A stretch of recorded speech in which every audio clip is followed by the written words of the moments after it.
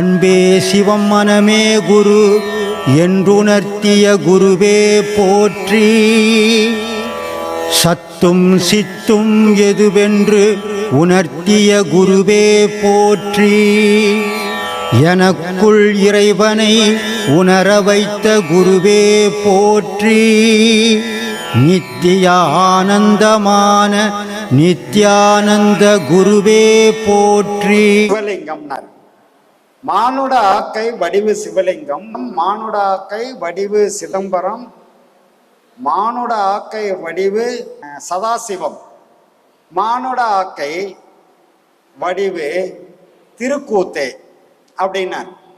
இப்போ சிவலிங்கம்னாரு, சிதம்பரம்னாரு, அப்புறம் சதாசிவம்னாரு, அதுக்கப்புறம் திருக்கூத்தேனார். இதை திருமூலர் ஏன் இந்த பாடல்ல இப்படி சொல்லியிருக்காரு அப்படின்னா, இந்த மானிட வடிவு மனித உடல் இந்த ஆக்கையோட வடிவம் என்னன்னா சிவலிங்கம் சொல்லிட்டார்.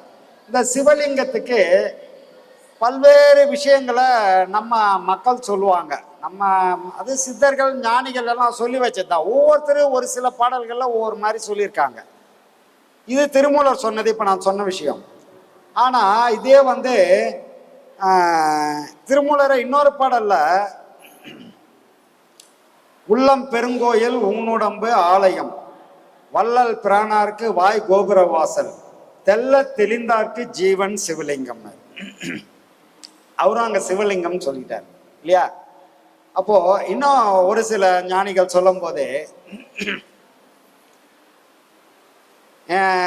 அதாவது சிவலிங்கம்னா இப்ப நம்ம வழிபடு தெய்வமா எல்லா கோயில்கள்லயும் வச்சிருக்கக்கூடிய சிவலிங்கம் கீழே இருக்கக்கூடிய ஆவுடை இருக்க, அது பூமிக்குரியது, பூமிக்குரியது. மேல இருக்கக்கூடிய லிங்கம் ஆகாயத்துக்குரியது. அப்போ ஆகாயமும் பூமியும் இணைஞ்சாதான் உயிர்கள் வாழ முடியும். அதனாலதான் ஔவையார் என்ன சொல்றாங்கன்னா, அண்டத்தில் உள்ளது பிண்டத்தில் உள்ளதுன்ட்டாங்க. அண்டத்துல என்ன இருக்கோ அது பிண்டத்துல இருக்கு. அப்போ அண்டத்தில் இருக்கக்கூடிய அந்த சிவலிங்கம் இங்க பூமியில இருக்கக்கூடிய ஆவுடை, இது ரெண்டும் இணையும் போது உலக உற்பத்தி, உயிர்கள் வாழறது, இனப்பெருக்கங்கள் எல்லாமே இந்த உலகத்துல நடக்கணும்னா சிவலிங்க வடிவு தான் அப்படின்னு ஞானிகள் சொல்றாங்க. அப்போ இதை எல்லாத்தையும் நமக்கு முழுமையா அலசி ஆராயும் போது நமக்கு ஒரு முக்கியமான விடை அங்க கிடைக்குது. அது கொஞ்சம் டீப்பா போனாதான் அதுக்கான விடையை நம்ம எடுக்க முடியும். இப்ப அந்த ஆவுடைன்றது பூமிக்குரியது. பூமிக்குரிய தாய் யாருன்னா வாழைப்பெண்ணு. வாழைப்பெண்ணுன்னா அம்பாள். அதனாலதான் நம்ம கோயில்கள் எல்லாம் அம்பாள் சிலை எடுக்கும் போதெல்லாம் வெடி அப்படியே பூமி அதிர்ற மாதிரி வெடிப்பாங்க. பார்த்துருக்கீங்களா? இதே ஒரு பெருமாள் சிலை எடுக்கும்போது யாராவது அப்படி வெடிப்பாங்களா? வெடியே வெடிக்க மாட்டான். முதல்ல இந்த மேளம் வைப்பாங்க, அம்டமலை வச்சு டம்ம டம்மன்னு வச்சு இந்த சாமி எடுத்துருவாங்க. ஆனா அம்பாள் அப்படி எடுக்க முடியாது. ராஜ மேளம் வைப்பாங்க.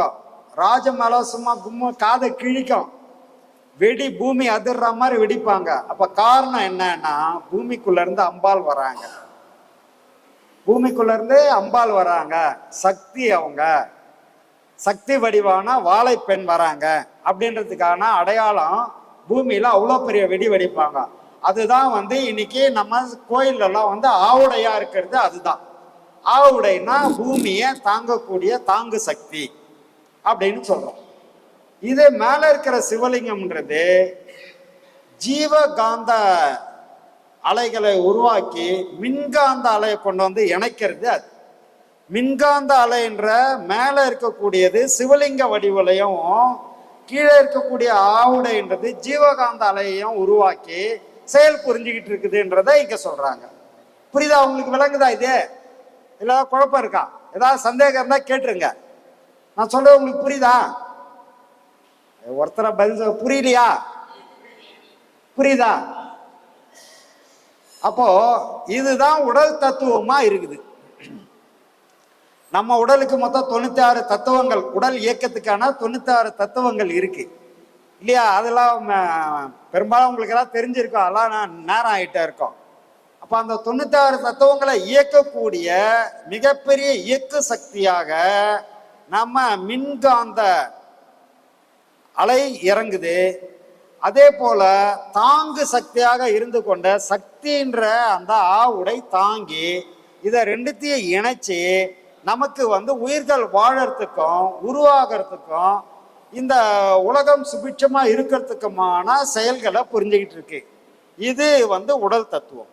அப்போ உடல் எதுல இருந்து எது வரைக்கும் அப்படின்னா, நீங்க அதாவது மூலாதாரம், சுவாதிஷ்டானம், அநாகதம், விசுத்தி ஆகியன்றத படிச்சிருப்பீங்க. இதுக்கு மேல 6 ஆதாரத்தை கடந்து சகசிரகாரம்னு ஒண்ணு இருக்கு இல்லையா? சகசிரகாரம் இருக்கு இல்லையா? இப்போ 7ஆவதா இருக்கக்கூடிய சகசிரகாரத்துல என்ன இருக்கு அத நாம புரிஞ்சுக்கணும். இது ரொம்ப ரகசியமான விஷயம். மண் தத்துவம், இதுல இருந்து இது வரைக்கும் மண் தத்துவம், கழுத்துல இருந்து கீழே வரைக்கும் மண் தத்துவம் ஆவுடை. அதுக்கு தான் சொன்னேன், இது கொஞ்சம் நல்லா டீப்பா புரிஞ்சாதான், இல்லைன்னா புரியாது. இது நல்லா கரெக்டா நீங்க உள்வாங்கினீங்கன்னா புரிஞ்சுக்கலாம். கழுத்துல இருந்து கீழே வரைக்கும் மண் தத்துவம், இது ஆவுடை.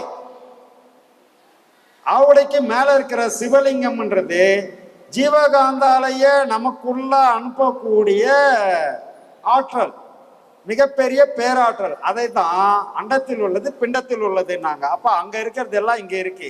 அது எப்படி இருக்கு, எங்க இருக்கு, இதுதான் இப்ப நம்ம பேச போறோம். சரியா? அப்போ பிரம்மரந்திரம்னு ஒண்ணு இருக்கு. 6 ஆதாரங்களையும் கடந்து 7ஆவதா பிரம்மரந்திரம்.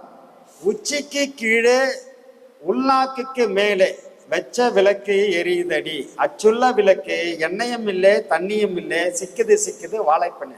வாழை சித்தர் பாடல்ல தெளிவா சொல்லியிருப்பார். அப்போ இந்த இடம்தான் உள்நாக்கு, அதுக்கு மேல உச்சி, இது ரெண்டுக்கு இடைப்பட்டது பிரம்மரந்திரம் அப்படின்ற ஒரு இடம். சரி, அதுக்குள்ள என்ன இருக்கு? பிரம்மரந்திரத்துக்குள்ள என்ன இருக்கு? இந்த பிரம்மரந்திரம்ன்றது நம்ம ஊசி காதுக்குள்ள நூல் நுழைக்கிறோம்ல, எனக்கெல்லாம் இப்ப நுழைக்கவே முடியாது, கண்ணு தெரியாது, கண்ணாடி போட்டாதான். ஏன்னா அவ்வளோ மெலிசா நூல், அந்த இடத்துல நுழைக்கக்கூடிய அளவுக்கு அந்த பிரம்மரந்திரத்தோட ஊசி முனை வாயில் தான் அங்க. அதுல நூல் நுழையிற மாதிரி அவ்வளோ சின்ன கேப். அதுக்குள்ள என்ன இருக்கு அப்படின்னா, நம்ம உயிர் தத்துவமான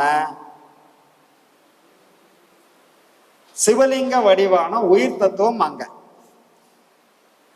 அதுக்கு பேர் தான் பிரம்மரந்திரம். இந்த பிரம்மரந்திரம் ஏன் இப்ப இதை சொல்றோம்னா, 6 ஆதாரங்கள்லயே நாம இயக்கம் போய்கிட்டே இருக்குது.